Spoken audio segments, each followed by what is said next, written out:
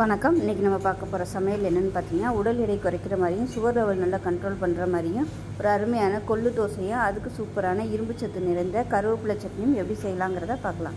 இப்போ ஒரு பவுல் எடுத்துக்கலாம். மெஷரிங் கப்பில் 3/4 கப் அளவுக்கு கருங்குருவை அரிசி எடுத்திருக்கேன். இதுக்கு பதிலாக நீங்கள் எந்த அரிசி வேணாலும் எடுத்துக்கலாம். பச்சரிசி, புழுங்கல் அரிசி, இல்லை இட்லி அரிசி, எந்த அரிசினாலும் எடுத்துக்கலாம். நான் இன்றைக்கி கருங்குருவை எடுத்திருக்கேன். அதுக்கு பதிலாக மாப்பிள்ளை சம்பா அந்த மாதிரி எந்த விதமான அரிசினாலும் சேர்த்துக்கலாம். 3/4 கப் அளவுக்கு சேர்த்துக்கலாம். இப்போ அதே கப்பில் 3/4 கப் அளவுக்கு கொள்ளு எடுத்துருக்கேன். இப்போ அதையும் இதோடு சேர்த்துக்கலாம்.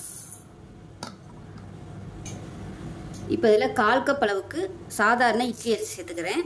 உங்கள்கிட்ட பாரம்பரிய அரிசி, கருங்குருவை அரிசி இந்த மாதிரி வேறு எந்த அரிசி இல்லை அப்படின்னு நினச்சிங்கன்னா, நார்மலான அரிசி வந்து பச்சரிசியோ, புழுங்கல் அரிசியோ, இல்லை இட்லி அரிசியோ நீங்கள் 1 கப் அளவுக்கு சேர்த்துக்கோங்க. நான் வந்து அந்த அரிசி கருங்குருவை 3/4 கப்பு சேர்த்ததுனால இது வந்து 1/4 கப் அளவுக்கு எடுத்துருக்கேன். மொத்தம் அரிசி வந்து 1 கப் அளவுக்கு எடுத்துக்கோங்க. மெஷரிங் கப்பில் 1/4 கப் அளவுக்கு உளுந்து சேர்த்துக்கலாம். 1 டீஸ்பூன் போல் வெந்தயம் சேர்த்துக்கலாம். இப்போ அதில் நல்லா 2-3 தடவை கழுவிட்டு வந்துட்டு பார்க்கலாம். இப்போ நல்லா 4-5 தடவை கழுவிட்டு தண்ணி ஊற்றி வச்சுருக்கேன். நல்லா ஒரு 5 மணி நேரம் ஊறட்டும். ஊறினதுக்கப்புறம் பார்க்கலாம். இப்போ இது நல்லா ஊறிடுச்சு. இப்போ அரைக்க போகிறதுக்கு முன்னாடி ஒரு 1/4 மணி நேரத்துக்கு முன்னாடி அவல் எடுத்திருக்கேன். இன்றைக்கி நான் எடுத்திருக்க அவல் பார்த்திங்கன்னா பூங்கார் அரிசி அவல் எடுத்திருக்கேன். இதுக்கு பதிலாக நீங்கள் சாதாரண வெள்ளை அவல் இல்லைன்னா சிவப்பு அவல் கூட எடுத்துக்கலாம். இப்போ இது வந்து நல்லா ஒரு 1/4 மணி நேரம் ஊறிடுச்சு. இப்போ இது ரெண்டையும் சேர்த்து அரைச்சிட்டு பார்க்கலாம். மிக்சிலேயோ கிரைண்டர்லேயோ எது விருப்பமோ நீங்கள் அரைச்சிக்கலாம். நான் வந்து மிக்சியில் கொஞ்சம் கொஞ்சமாக போட்டு நல்லா நைஸாக அரைச்சிட்டு பார்க்கலாம். இப்போ பாருங்கள், மாவு வந்து நல்லா ஆட்டிட்டேன். இப்போ தேவையான அளவுக்கு கல் உப்பு சேர்த்துக்கலாம். சேர்த்துட்டு கை வச்சு நல்லா அடித்து மிக்ஸ் பண்ணி விட்டுக்கலாம்.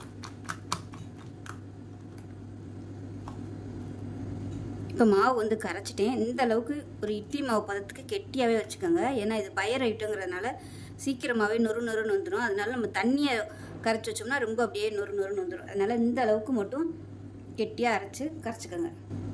இப்போ இது நல்ல ஒரு 5 மணி நேரம் புளிக்கட்டும். பொங்கி வந்ததுக்கப்புறம் பார்க்கலாம். ஒரு பேன் எடுத்துக்கலாம். தேவையான அளவுக்கு எண்ணெய் விட்டுக்கலாம். ஒரு 3 டேபிள் ஸ்பூன் அளவுக்கு எண்ணெய் விட்டுக்கலாம். எண்ணெய் லேசாக சூடானதும் 1 டேபிள் ஸ்பூன் உளுந்து சேர்த்துக்கலாம். 1 டேபிள் ஸ்பூன் கடலைப்பருப்பு சேர்த்துக்கலாம். இப்போ வந்து நல்லா செவந்து வரட்டும். இப்போ உளுந்து கடலைப்பருப்பு லேசாக செவக்க ஆரம்பிக்கட்டும். ரொம்ப செவந்துருச்சுன்னா அடுத்தடுத்து புடையில ரொம்ப கருகி போயிடும். அதனால் லேசாக செவக்க ஆரம்பிக்கும் போது பூண்டு சேர்த்துக்கலாம். ஒரு 6-7 பல் பூண்டு சேர்த்துக்கலாம். அது கூடவே மீடியம் சைஸாக 2 பெரிய வெங்காயம் கட் பண்ணதை சேர்த்துக்கலாம். அது கூடவே காரத்துக்கு தகுந்த மாதிரி வரமிளகா சேர்த்துக்கலாம். இது வந்து ரொம்ப குட்டி வரமிளகா இருக்கிறதுனால நான் வந்து ஒரு 15 வரமிளகா எடுத்துருக்கேன். அதை சேர்த்துக்கலாம். காரத்தை பொறுத்து நீங்கள் சேர்த்துக்கோங்க. இது கூடவே சின்ன சைஸாக புளி சேர்த்துக்கலாம். ஒரு சின்ன நெல்லிக்காய் சைஸுக்கு புளி சேர்த்துக்கலாம். இந்த மிளகாய் காரம் வந்து அதிகமாக இருக்குது, அதனால நான் வந்து கொஞ்சம் கூட சேர்த்துருக்கேன். நீங்கள் வச்சுருக்க மிளகாயோட தன்மையை பொறுத்து நீங்கள் காரம் கூடவோ குறைச்சா சேர்த்துக்கோங்க. இப்போ அடுத்து நம்ம தேங்காயெலாம் வேறு சேர்க்க போகிறோம். அதனால் காரம் பார்த்து சேர்த்துக்கோங்க. இப்போ இதில் மெஷரிங் கப்பில் 1 கப் அளவுக்கு கழுவி வச்சுருந்தா கருவேப்பிலையில் சேர்த்துக்கலாம்.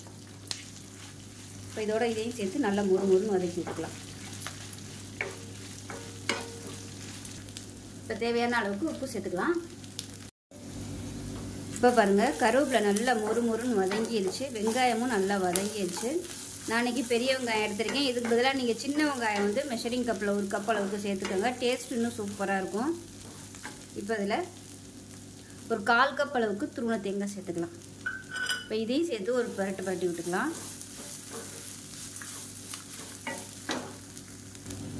இப்போ பாருங்கள், தேங்காய் சேர்த்து நல்லா பரட்டியாச்சு. அமர்த்திடலாம். அமர்த்திட்டு ஆற விட்டுட்டு நல்லா நைஸாக அரைச்சிட்டு பார்க்கலாம். சட்னி வந்து அரைச்சிட்டேன். இது வந்து நான் தாளிக்கலை, விருப்பப்பட்டால் நீங்கள் தாளிச்சுக்கோங்க. இப்போ பார்த்திங்கன்னா மாவும் ரெடியாக இருக்குது. மாவு நல்லா புளிச்சு பொங்கிடுச்சு. இப்போ தேவையான அளவுக்கு மட்டும் நான் தோசை ஊற்றுற அளவுக்கு மட்டும் எடுத்து தண்ணி ஊற்றி கரைச்சி வச்சுருக்கேன். இப்போ நம்ம தோசையாக ஊற்றிக்கலாம். நல்லா மெல்லிசான தோசையாகவும் ஊற்றலாம். அப்படி இல்லைன்னா ஊத்தப்போ மாதிரி கூட நீங்கள் ஊற்றிக்கலாம், நல்லாயிருக்கும். ஊற்றிட்டு மேலாப்பில் நல்லா பொடியாக நறுக்குன வெங்காயம் சேர்த்து கூட நீங்கள் சர்வ் பண்ணலாம். இப்போ தேவையான அளவுக்கு எண்ணெய் விட்டுக்கலாம்.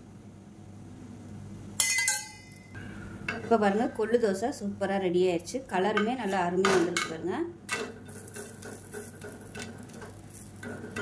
அவ்வளோதான், எடுத்துடலாம். ஒரு பிளேட்டுக்கு மாற்றிக்கலாம். இப்போ இதே மாதிரி இன்னொரு தோசை ஊற்றிக்கலாம். இப்போ அடுத்த தோசையும் ரெடி ஆயிடுச்சு.